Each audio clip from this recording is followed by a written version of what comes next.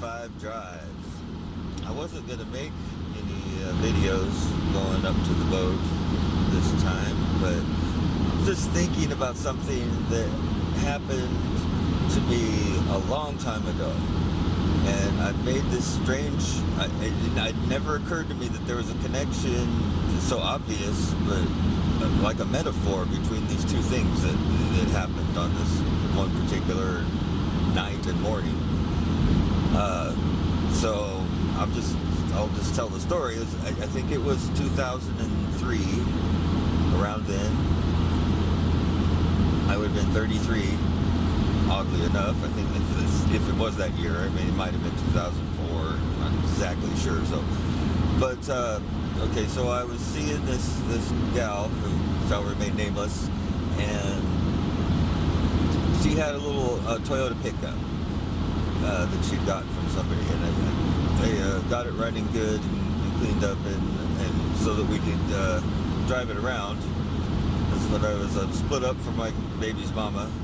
Long story, don't care to go into it, but so we go to Bagby Hot Springs on, I think it was on like the middle of the week too, like a Wednesday or something.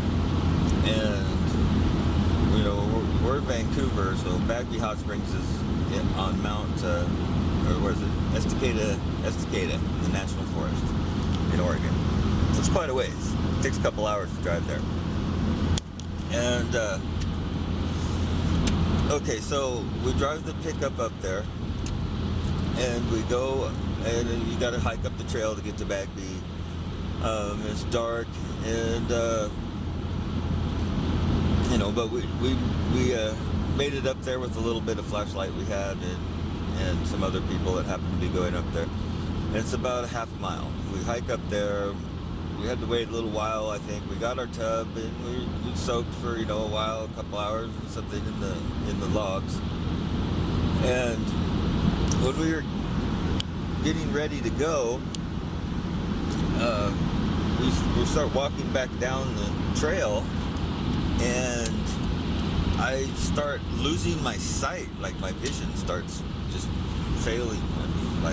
And it wasn't even the darkness. I mean, it was just, I couldn't see. It was like, for some reason, my vision just stopped, and that's never happened before or since, thank God. But I've like literally just went blind as we were like a third of the way down the mountain trail, you know, but with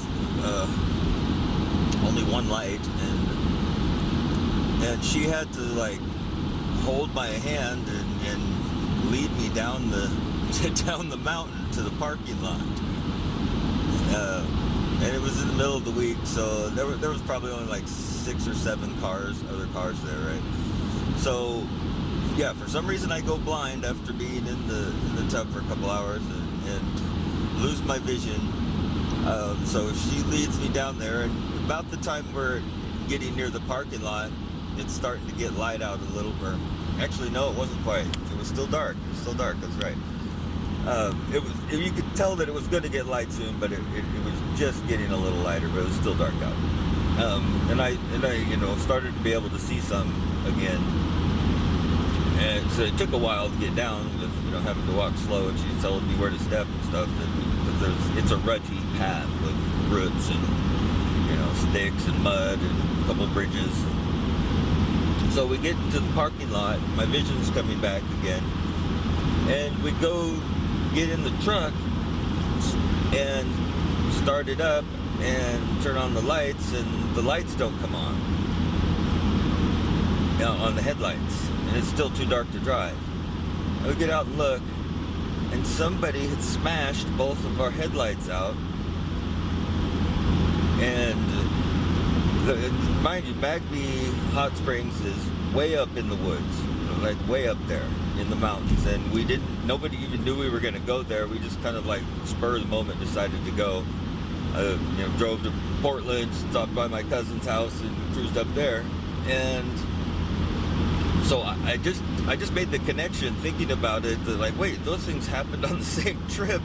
I'm like, I went blind on the way down the hillside. She had to lead me down to the parking lot, and when we got there, the headlights had been broken out of the truck, so we couldn't drive because it was still too dark.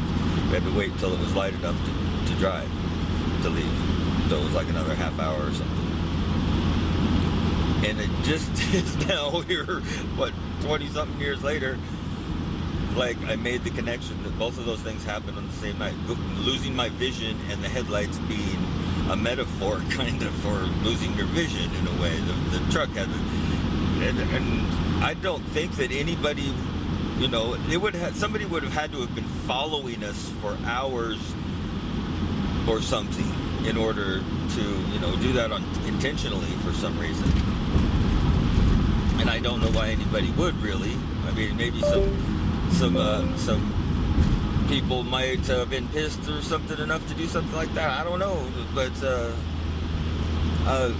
nobody that would have known that we were going to Bagby. And it's literally a 2.5-hour drive way up in the mountains after you go to Estacada, and that just doesn't seem likely. But it's weird. I lost my vision and the headlights were broke out. I just made the connection that those two things are like metaphors for going blind or something. That's just weird. Okay, and that's my I-5 drive. Strange. Okay. I-5 drive part 2. I was still thinking about the you know, losing my sight and then the headlights being broken, kind of, you know, mirroring or symbolic of each other. And I couldn't, you know, I couldn't imagine somebody had followed us really. Unless, you know, somehow, and nobody knew we were going there either. It's like nobody. We didn't tell anybody. It was just kind of a spur of the moment even. So that doesn't make sense. But that's, you know, that's what the first thing I would think would have to be something like that. For, you know, it's not likely that a random stranger would just happen to, you know, go up there to Bagby and then smash the headlights out of one vehicle in the parking lot, and it just happens to be ours. So like, what? You know, that doesn't seem likely either.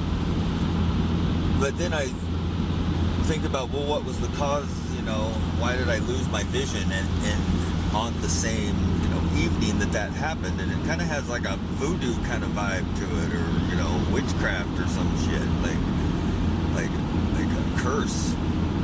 Somebody put a blindness curse on me or something, and I not only lost my vision, just to make sure, it broke the headlights out of the truck too, because it's along the same lines. I mean, that's just, you know, that's just what that's my little addition right there. It seems kind of witchy, kind of woo-woo, in that they both happened on the same night. You know, if it would just been one thing or the other thing, there would have been nothing that strange. But the fact that they both happened on the same night, now that I'm, you know, 22 years later, I'm thinking about it, like, wait a minute, there was something going on. Like some sort of black magic, something. All right.